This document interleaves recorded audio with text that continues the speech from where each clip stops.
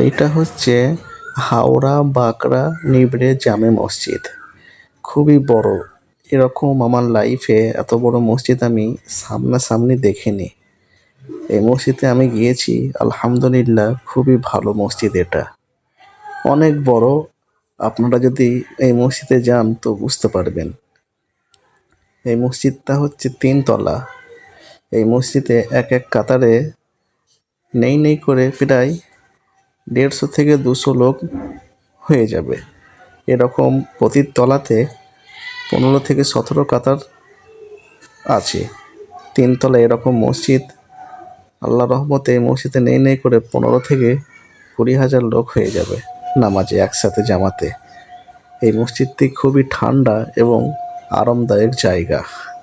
আপনারা যদি যান কোনোদিন হাওড়া বাঁকড়া, তো এই মসজিদে অবশ্যই যাবেন এবং এইখানে নামাজ পড়বেন। খুবই ভালো লাগবে।